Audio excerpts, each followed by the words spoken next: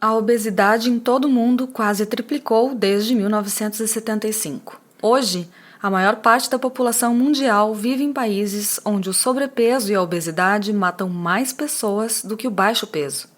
39 milhões de crianças com menos de 5 anos de idade estavam com sobrepeso ou obesas em 2020. De quem é a culpa? Existem culpados?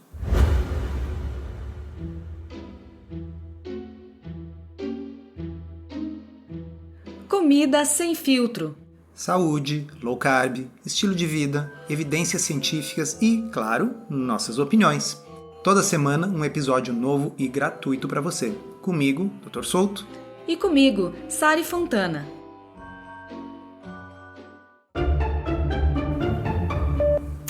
E a gente começa esse episódio trazendo uma matéria recentemente publicada pela BBC Brasil, que fala sobre obesidade relacionada à programação genética. O título é "Meus genes são programados para acumular gordura". E nós vamos comentar aqui alguns trechos interessantes dessa matéria e vamos disponibilizar os links tanto para a matéria como para os outros artigos que nós viermos a citar na descrição deste episódio.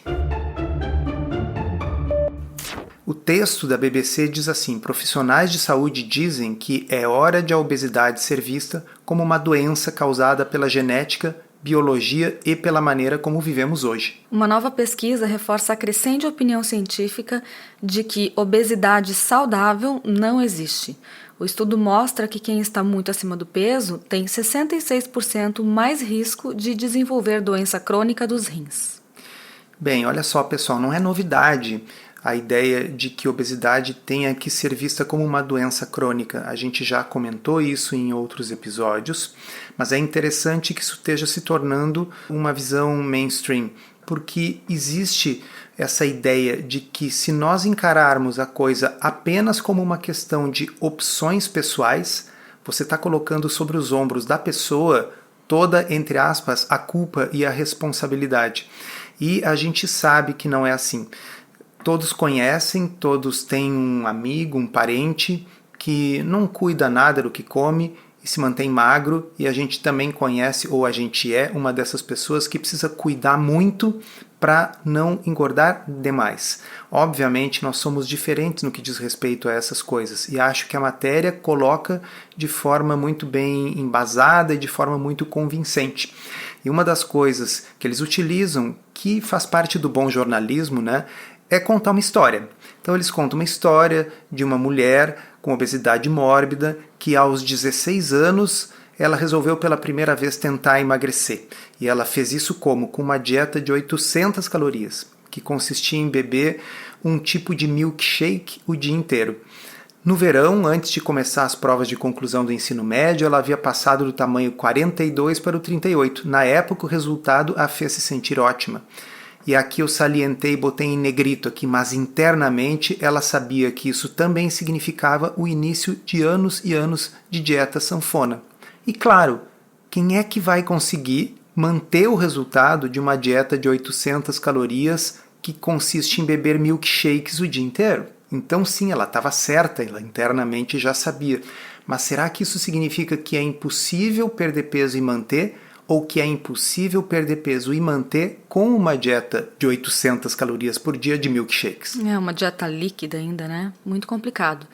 E a Sara estava usando tamanho 40 quando ela começou a universidade, mas quando ela se formou, 3 anos depois, ela já tinha aumentado 8 tamanhos.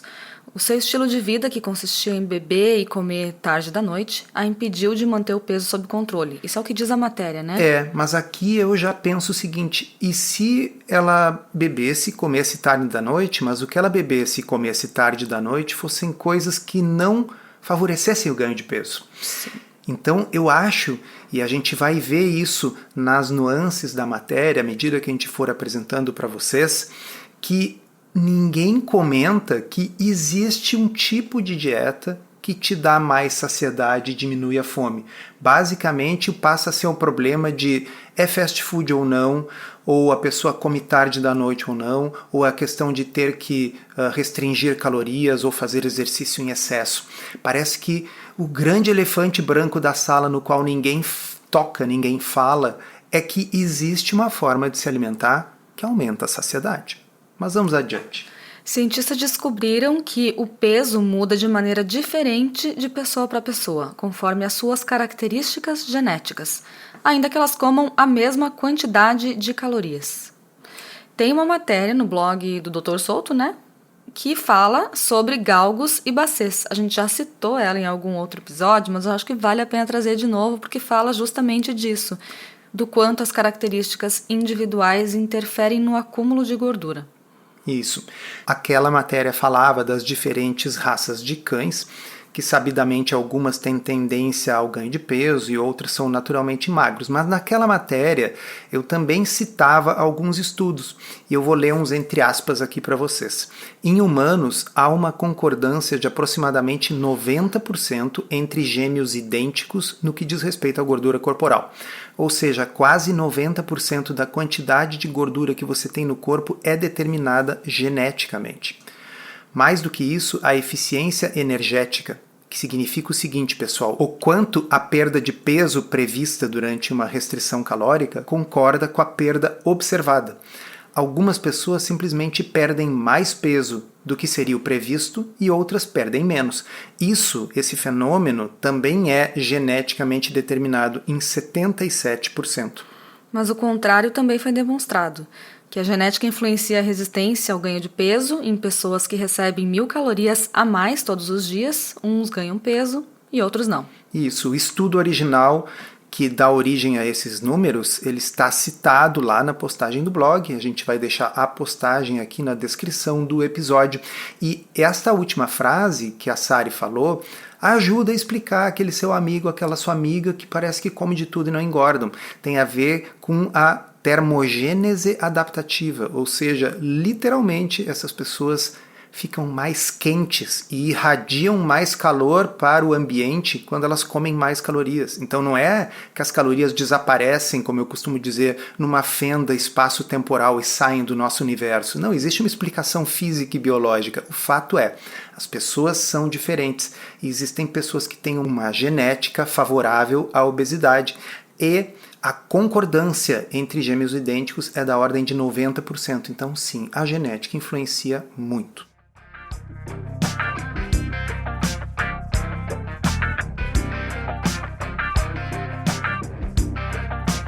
Voltando agora à história da Sara, aos 30 anos ela já tinha obesidade mórbida e estava desesperada para fazer algo a respeito daquilo, em prol da sua saúde física e mental.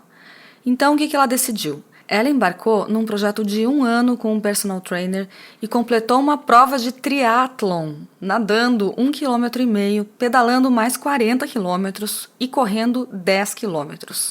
No final disso tudo, ela perdeu 55 quilos. Nesse mesmo período, a Sara fez alguns testes para investigar suas características genéticas. 2 resultados importantes apareceram. Ela possui uma variante do gene FTO, que é associado a ganho de peso e maior risco de obesidade, e ela tem uma mutação do receptor MC4 que causa obesidade. Então, sim, ela tem características genéticas que realmente favorecem o ganho de peso, que atrapalham a perda de peso, mas mesmo assim ela conseguiu perder 55 quilos com um programa de exercícios que me lembrou aquele Biggest Loser, né? Uma dieta de 800 calorias e uma quantidade de exercício tremenda, que é uma coisa praticamente impossível de manter a longo prazo, a não ser que você decida virar um atleta. E isso, pessoal, é talvez a parte mais importante do que nós temos para dizer nesse episódio. Porque, vejam, sim, ela nasceu com uma genética propícia ao ganho de peso. Sim, ela estava muito mais destinada a ser obesa do que outras pessoas que não tinham a mesma genética. Mas observem que isso não impediu ela de perder 55 quilos com esse programa de exercício ou de perder peso quando ela era uma menina lá e fez uma dieta de 800 calorias. Então, a grande questão aqui é o seguinte: nas vezes em que a Sara perdeu peso, ela optou por estratégias que são insustentáveis. Ninguém vai conseguir treinar para um triatlon para sempre. Chega uma hora que ou a pessoa não tem vigor físico para isso, ou, o que é mais comum, ela se lesiona, se machuca e aí como eu costumo ver no consultório, após a lesão ganha todo o peso de volta, porque o que estava mantendo o peso sob controle era um nível de exercício que não é sustentável. Ou por outra, uma dieta líquida de 800 calorias. Nós já comentamos em um outro episódio sobre pessoas que conseguiram colocar o diabetes em remissão com uma dieta líquida de 800 calorias. E é possível. Mas e aí? E quando termina a dieta líquida? Como é que a pessoa vai fazer? Então, o grande elefante na sala, que parece que os especialistas que são entrevistados pela BBC ou por outros meios de comunicação, parece que eles não tocam no fato de que A, a estratégia tem que ser sustentável no longo prazo, e B, a gente precisa de uma forma de se alimentar que reduza espontaneamente o apetite. Não basta eu aguentar a fome com uma dieta de 800 calorias, ou eu mantenho uma forma de alimentação que favorece o ganho de peso, mas tento queimar isso treinando para um triatlon a vida inteira. Pois é, e o especialista entrevistado aqui na matéria fala que a obesidade não é só um produto da genética, ela envolve também psicologia, desigualdades e o ambiente alimentar em que vivemos. Tem uma frase maravilhosa do Mark Sisson que desde que eu li, eu cito e repito e falo para as pessoas. Ele diz assim: a genética coloca a munição, coloca as balas na arma, mas é o estilo de vida que puxa o gatilho. É sensacional porque ela é uma frasezinha simples, uma analogia legal que ajuda as pessoas a entenderem que uma coisa não é só genética, mas uma coisa também não é só ambiental.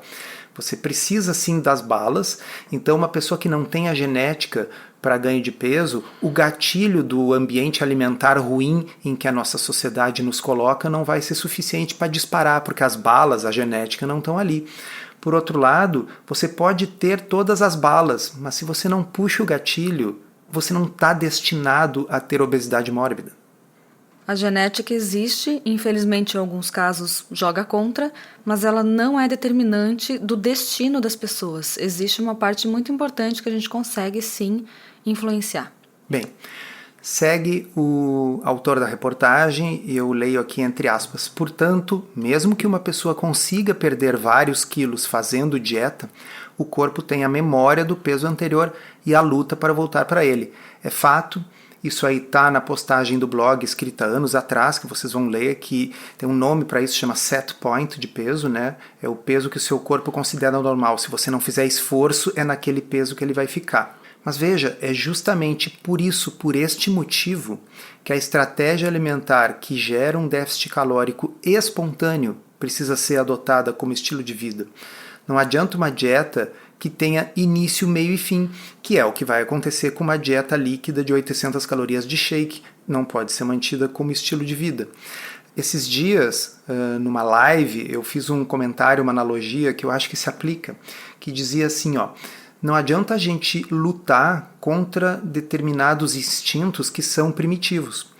Lá durante a epidemia de AIDS, logo foi reconhecido pela Organização Mundial da Saúde que propor abstinência sexual como uma estratégia para evitar a transmissão da doença era uma coisa que não ia dar certo, porque não é razoável você esperar que a humanidade praticamente pare de praticar sexo por causa da doença. Então tinha que se fazer o quê? O sexo seguro. Da mesma forma, não é razoável esperar que as pessoas vão fazer déficit calórico pelo resto da vida, usando como estratégia passar fome. Você tem que fazer o quê? Uma alimentação segura. Entendem a analogia? Uma alimentação que produza o déficit calórico sem fome. E esse, repito, é o grande elefante branco que parece faltar na forma de pensar de boa parte dos profissionais de saúde.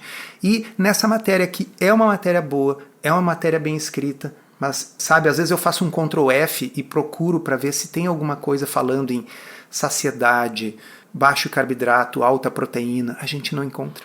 E eles até comentam na matéria que seria necessário reduzir a ingestão de gorduras e açúcares, mas não falam muito bem como. E seguem dizendo que é quase impossível alcançar um peso normal só com dieta. Só com dieta. Que dieta é essa, né, gente? Pois é, e eu me pergunto assim, será? Porque, sim, Eu entendo que também não é fácil, como estratégia low carb, atingir o peso ideal. E se vocês lembrarem, nós temos um episódio do podcast no qual nós comentamos que a pessoa precisa emagrecer para melhorar a saúde, mas ela não precisa ficar magra. Então até a questão do que é o peso ideal tem que ser repensada. Será que o ideal é o ideal estético da revista? Ou o ideal é você ficar sem resistência à insulina, sem diabetes? Do ponto de vista médico, é a segunda opção. Porém, embora seja difícil, eu já vi várias vezes pessoas atingirem um peso, entre aspas, normal, como diz ele ali, só com dieta. Então, talvez o que a gente esteja vendo é que nós estamos utilizando dietas diferentes.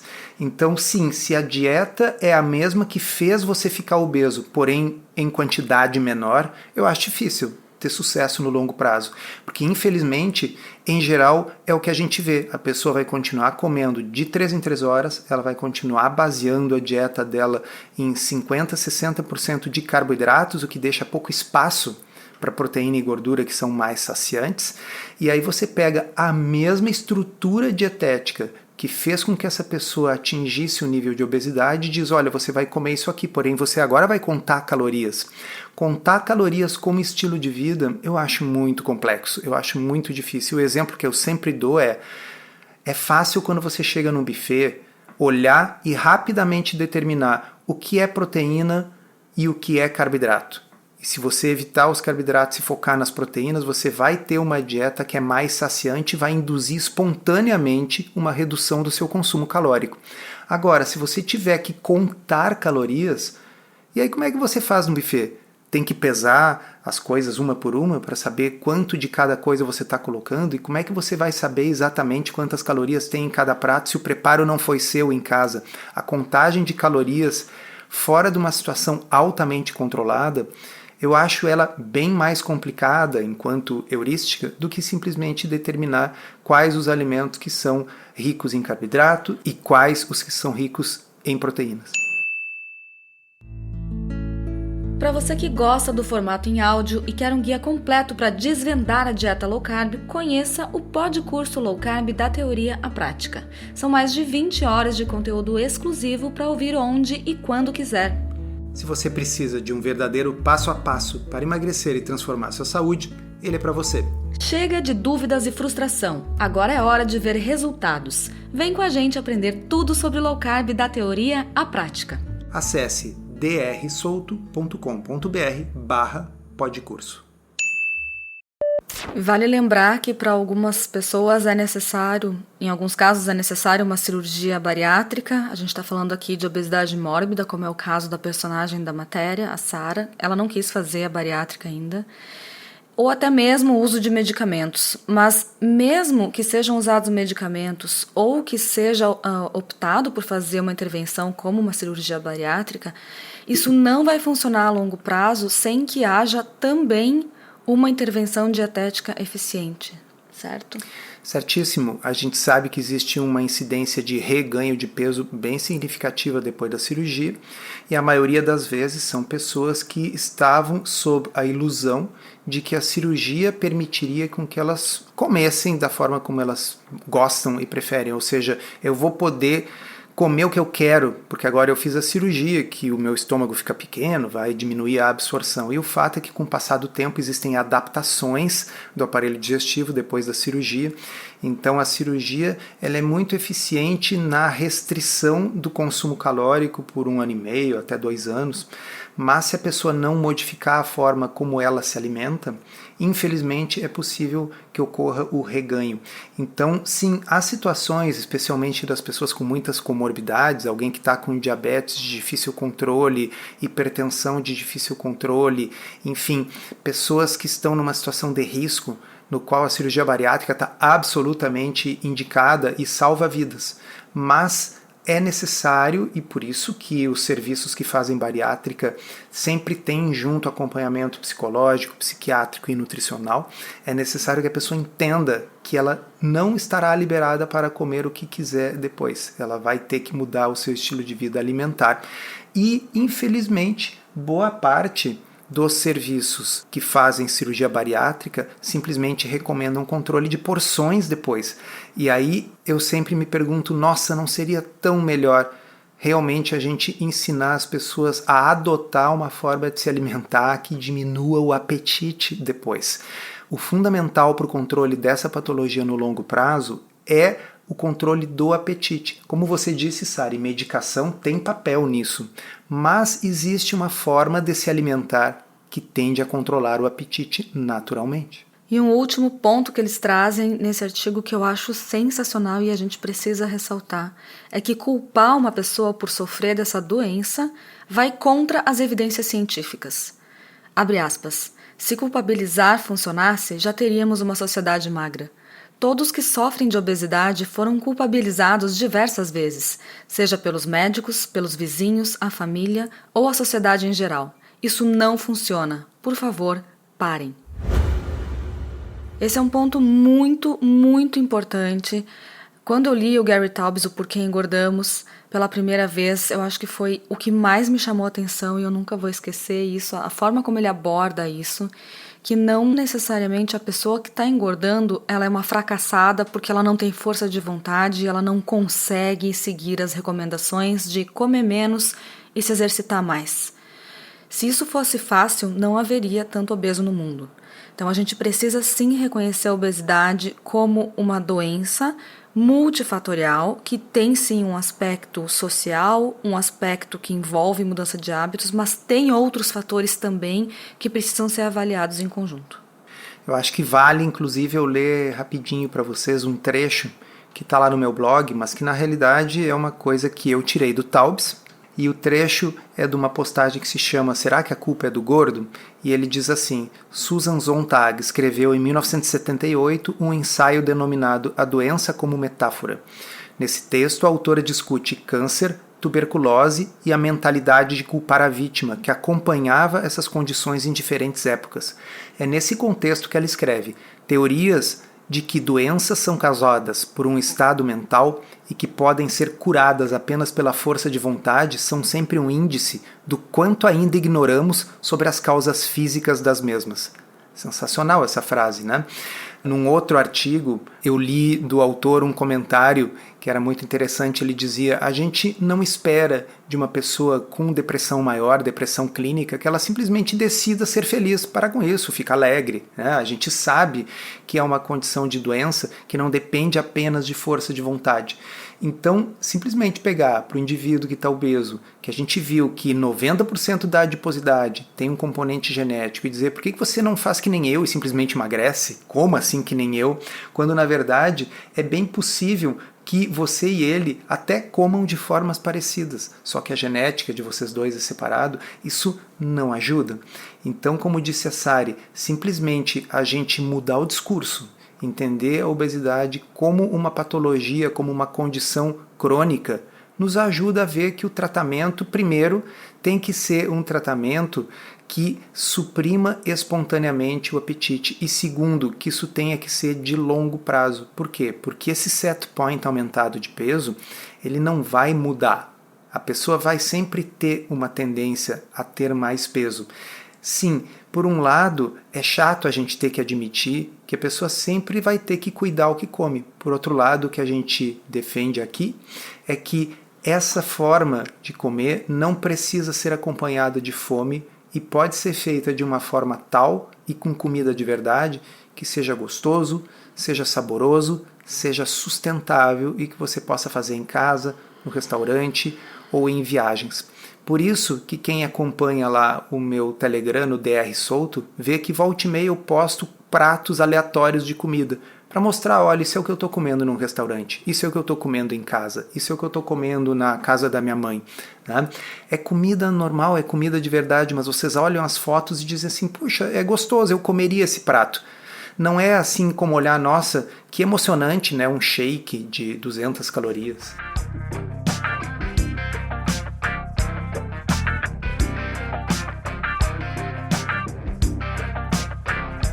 E agora a gente vai responder uma pergunta do Rodrigo Neder, que fez a primeira turma do POD curso Low Carb da teoria à prática. Vamos lá.